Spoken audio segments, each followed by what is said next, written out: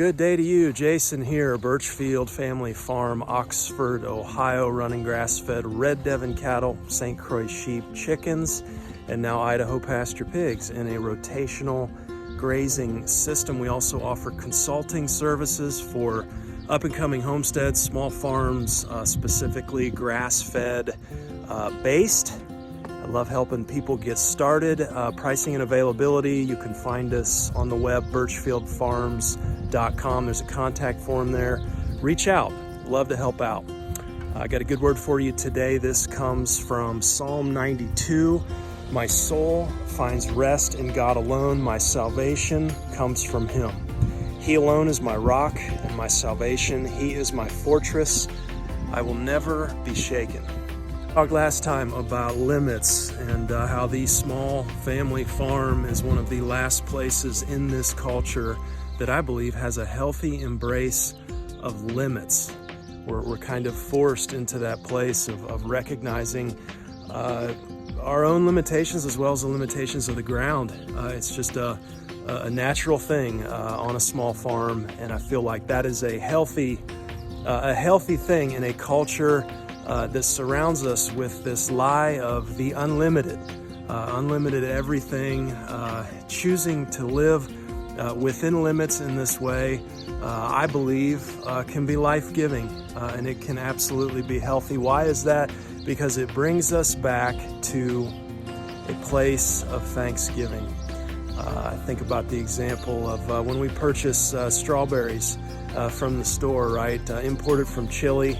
Of course we give thanks for those, but it's a whole different ball game when we pull a strawberry from our patch that we labored through the fall, putting in those plants, nurturing those plants, trying to get them through the winter, covering them with hay and getting them through, and then having a window, an opportunity here in the spring of like 2 to 3 weeks, right, where we harvest these berries. And I sink my teeth into those berries now, and let me tell you, it is a worshipful experience. It is an experience of thanksgiving every time I taste one of those berries. And that's just kind of the contrast between the culture of the unlimited and trucking in an unlimited, low quality product versus something that we make of limited supply on the farm. So encourage you to lean into that today, this concept of Thanksgiving. Okay, crazy time on the farm here, crazy time of year. We're crazy busy. Everything's exploding. This is paddock 4 here. You can see it's all getting away from us, but that's okay. It happens every year this time of year. We need to head back here, do a cattle move. I need to check in on the sheep, meet birds, and then I want to talk about 3 deadly mistakes to spring rotational grazing. This is going to be from our real world experience, okay? This isn't from a guru somewhere or a book or whatever. This is our own experience. I want to share that with you. Might help you out at some point in time. Okay, cattle are ready to move here, coming off of paddock 1 onto paddock 2. We'll look this over here. Come on, you guys. Let's look them over as they come through. Look at that gut fill. Woo! Looking good. They're slicking off. Daisy, LP, Joy, and here's M here. Coming in on this. This was 32 days rest here. Stayed there a couple of days. We really should be moving much quicker, but time and labor are kind of a constraint right now. You can see this is a lot of seed heads here going to seed, which is not ideal, but there's my big boy Petey steer. He's looking pretty good. Hey boy.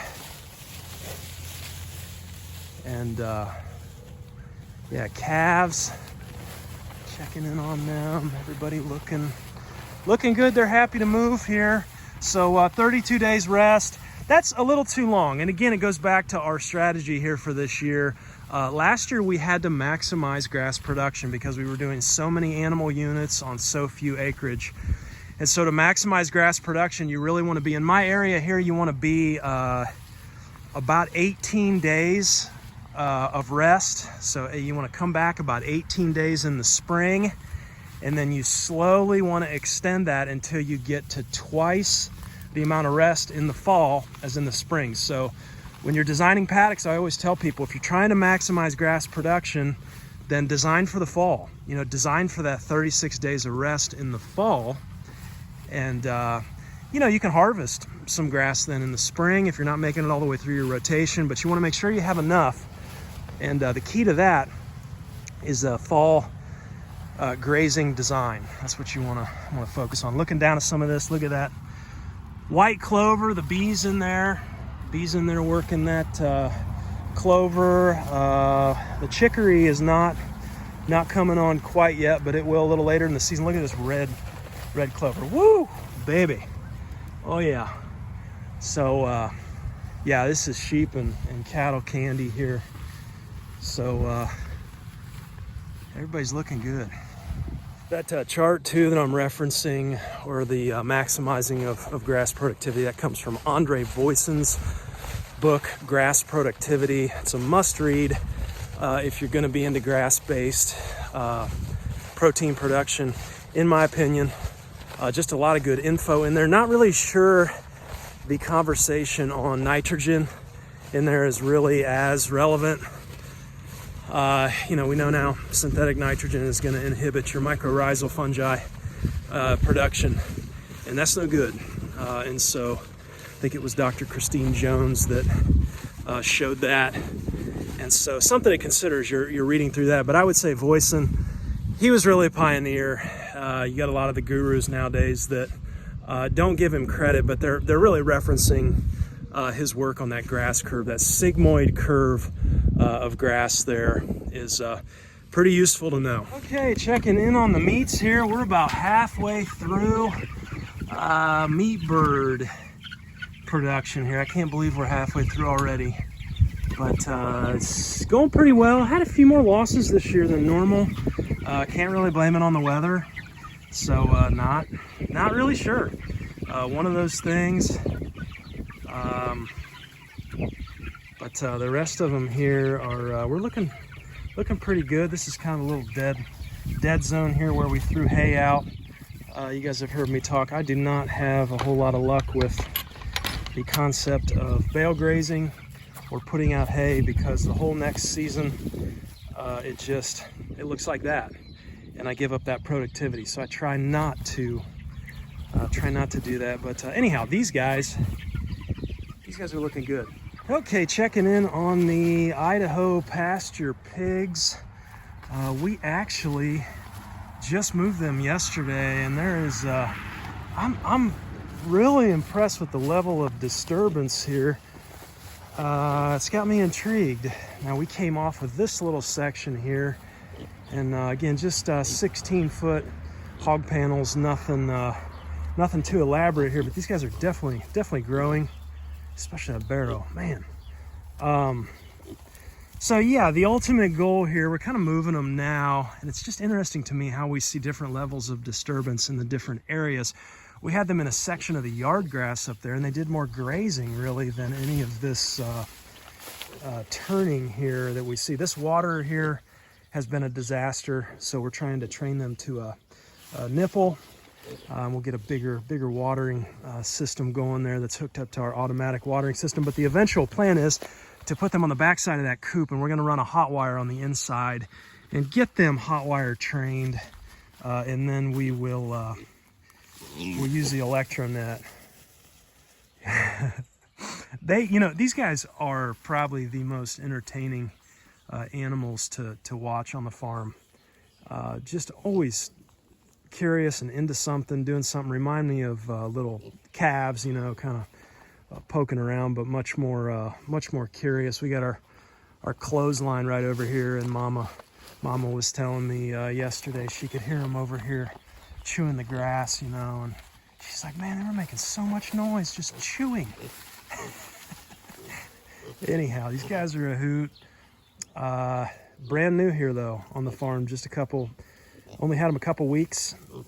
They are, I think, 14-15 weeks old now. We'll take them to probably November, December-ish, and have hopefully some incredible tasting pork. Okay, sheepuses sheepuses are in an area of we call this the pond pasture. There's a pond right over the hill there. There's the farm back up that way, or the barns and stuff. So kind of down here in this little grove, got the mineral feeder opened up to them. You guys that have been following me, we built a smaller mineral feeder just for the sheep. We tried leaving that out with both sheep and cattle absolutely destroyed the top. There goes Sam in the drone. They destroyed the top, was using a stall mat from Tractor Supply, and cattle just ripped that thing to pieces. And so, and you guys know I had said that I'm not putting out specs on that until I get the design right. So Gen 1 with just the sheep, it worked pretty well, but I changed some of the dimensions. But Gen 2 was a failure with sheep and cattle, just the top there. And the top of this thing is a conveyor belt material. Actually, you buy from Free Choice. I'm not a huge fan of this feeder for sheep. It works fine for the ewes and the rams and full-grown sheep, but I don't really feel like the younger sheep can get into this at all. The top's too heavy.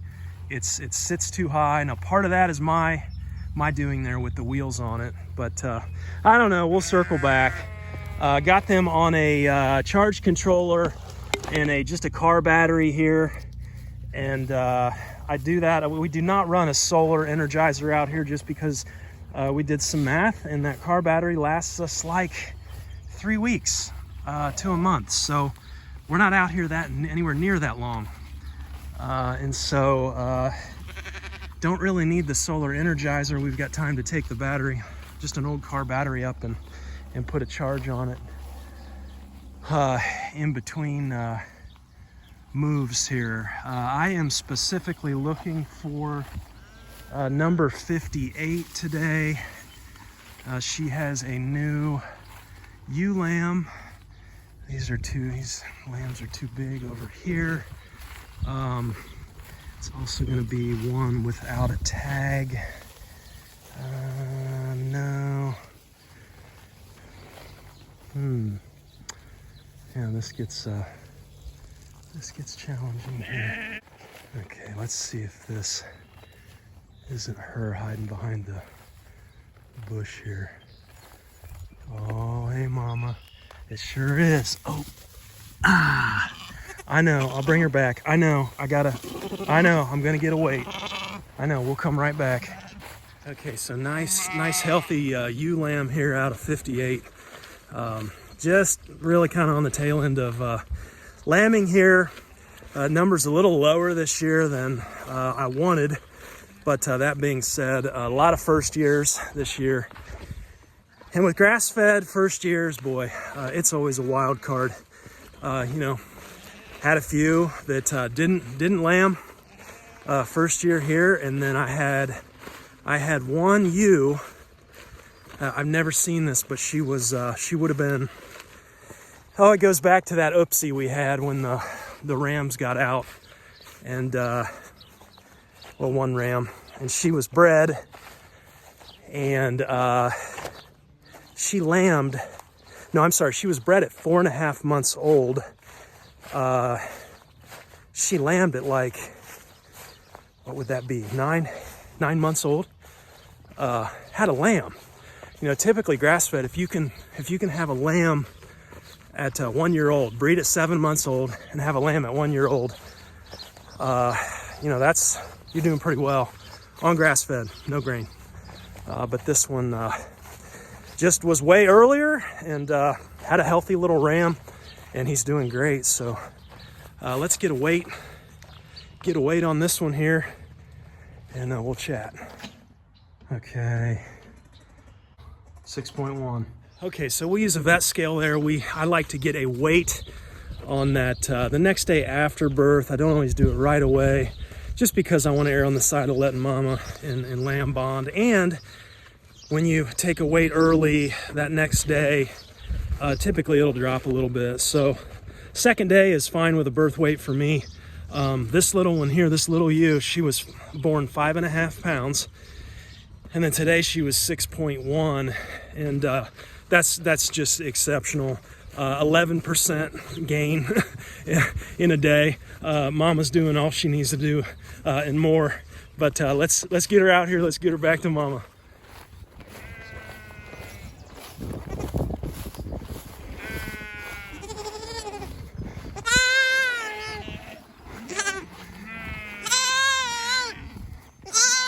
There's Mama. There's Mama. Yeah, go get her. I always like to hang out when I bring them back just to make sure baby gets back with Mama, just because, I don't know, you've probably heard it before, but sheep are pretty stupid. They really are. And sometimes, I don't know what the mix-up is, but just Mama, I just like to hang out until I see that lamb nurse and Mama just kind of taking her back in there. That's, everybody else wants to come up for a sniff though. A lot of times they'll get a headbutt. Yeah, see, she's going to another ewe there.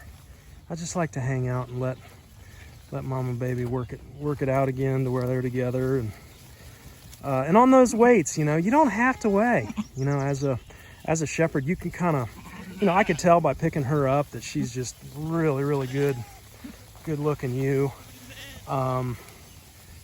But I think, you know, weights are kind of left over. I do weights for a couple reasons. One, it just gives me another level of knowing performance. And when I see a gain from day 2 into day 3, I'm not concerned.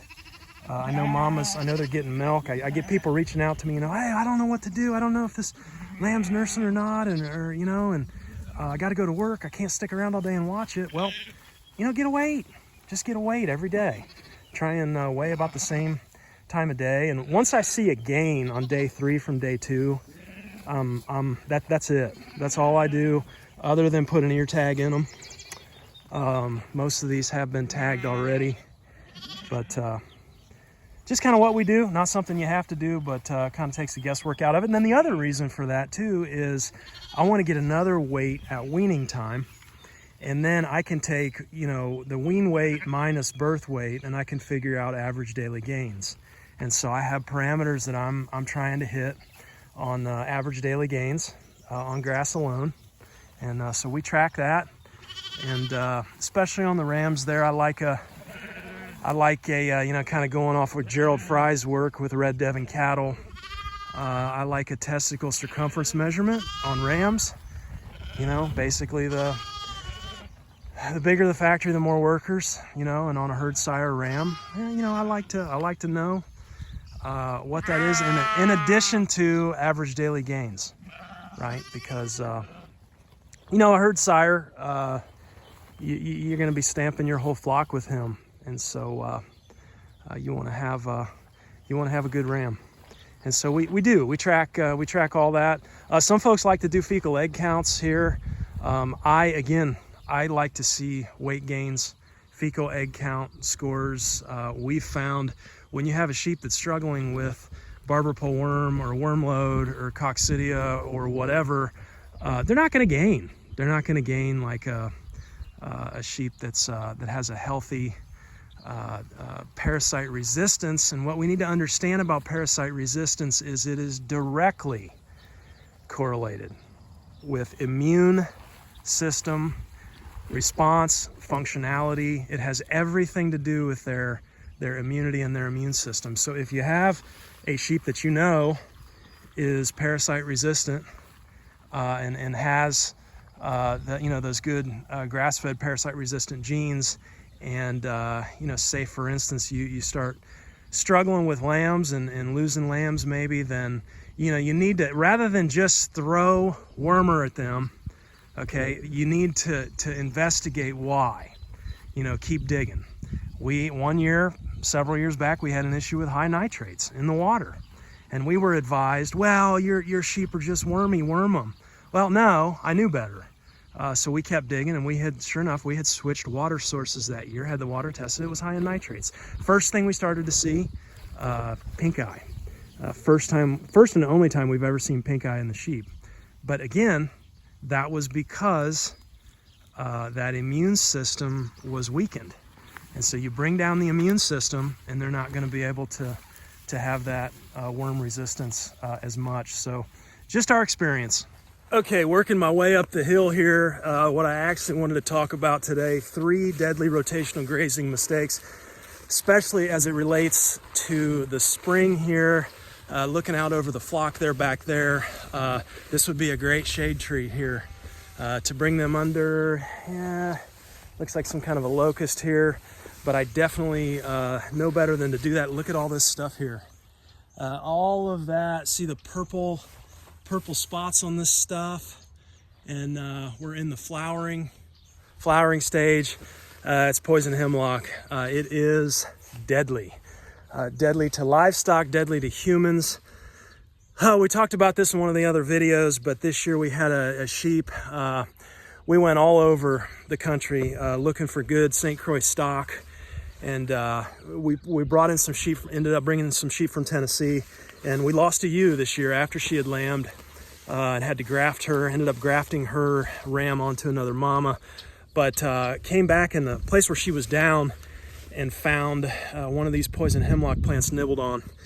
And so I do believe, of course you never really know for sure, but she went quick. She went down, she was fine that morning, we checked them, went down in the afternoon, and then by evening she was gone. So what do you do with this stuff? How do you get rid of it? You know, obviously you can spray it. We don't do any of that here. I don't want spray on my farm anywhere, not a drop anywhere. And so we've dug a lot of it by hand. It's not always recommended to do that because this is noxious weed to livestock and people and humans. So you don't want to breathe anything that, like if you mow it, it can put off vapors. What I like to do is bring a shovel out and just slide it at the base of the plant and cut the plant, let it fall over, and then just keep everything away until that plant wilts. You could bag the plants, you know, put them in a garbage bag. I thought this was interesting. Justin out of Central Ohio sent me an email. integratedpestmanagement.com, I believe, is the website. I'll link it in the description, but they have a moth that supposedly you can introduce to poison hemlock plants and populations of that, and the moth will absolutely annihilate the plant. I thought that was interesting. Sounds pretty expensive. I think $150 a shipment, he was saying. And he said the rep at this company admitted that, you know, you're better off to probably mechanically control poison hemlock in the beginning stages. Again, I don't think you want to mow that stuff when it gets as tall as the stuff we saw back there. But, you know, she was saying their niche at this company is really for areas that you can't get to mow. And I was curious, Justin was saying, you know, maybe like a neighbor's property. It's kind of funny, right? But it's true. I mean, we have fence row here, and I can't go over there and mow that, you know, but there's hemlock that sprouts up over there. And so probably not going to do the moth option, but it may help some of you out there, or if you've tried it, let us know. Does it work? Okay, deadly mistake number 2, spring rotational grazing here. Having cherry trees in your fence line, which we do. Cherry trees can produce, it's a cyanide poisoning basically that your livestock can get, especially if you have a storm that rolls through and blows over maybe a branch off a cherry tree, falls down in the pasture, and then the animals come over and start to eat on that. And I've heard stories here of folks locally losing cattle. Looked it up, and I believe it's 1.4 to 4.8 pounds of wilted cherry leaves are all it takes to be a lethal dose for a 1,200 pound cow. Okay, so obviously for sheep, you know, it's going to be even less. But you know, when we purchased the property, all these fence rows were allowed to grow up. And I tell you, after, you know, every storm we have roll through, you know, I got my eyes peeled out here. We really need to get out here and just clean the fence rows up. That's the best solution, you know, mechanically not allow cherry trees to grow up. But started looking into this some more too, and it's actually, I believe, and do your own research here, but it's actually any tree that produces a fruit with a pit. So for instance, like a peach tree, we have a peach tree up front in the orchard, and since we've learned this, I'm like, need to keep an eye on that, need to keep livestock off of it. I was just talking to somebody the other day, and they're like, oh yeah, you know, a little apricot orchard out here, you know, we're gonna run sheep. And it was like, ugh. Again, apricots I think are gonna be in that same pit in the fruit family. So look into it. I'll link, Penn State did a really good article on this. I'll link that in the description as well. But keep an eye on those tree leaves. Another thing I hear is, you know, the tree hay. And I think, don't quote me, but once you get past a certain point and the leaves are brown and dry, and I don't know that there's a whole lot of nutrition there, but I think that's certainly a better scenario than when the leaves are fresh and they fall. And so anyhow, do your own research there, but most certainly be aware of that. Okay, and then way number 3, the third deadly mistake we can make in the springtime with rotational grazing is something called grass tetany. We've experienced this here. We lost a heifer one year to this. It wasn't in the spring, it was actually in the fall, but it was after, right around Labor Day, just after, and we had, I don't know, 2 or 3 inches of rain, and the grass just exploded. Grass tetany is a magnesium deficiency, and we've seen it.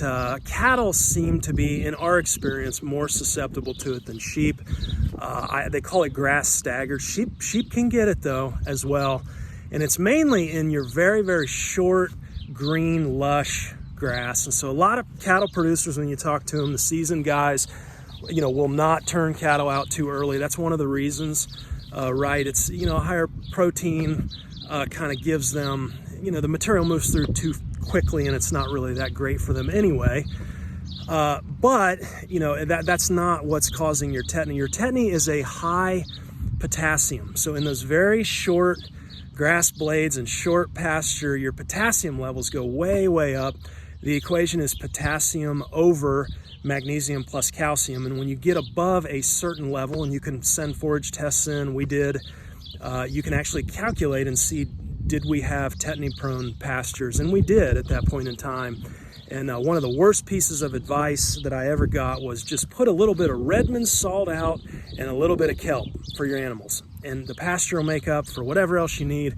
Well, if you sit down and actually do the analysis on those two, putting those two things out for your animals, there is virtually zero magnesium in that mix. Okay, I'm not saying, you know, your animals are going to drop over. Not saying that. You may have success, you know, obviously looking at that equation. If your pastures have calcium, if your calcium levels are all right and your magnesium levels are up, you know, you might be fine with that. We were not.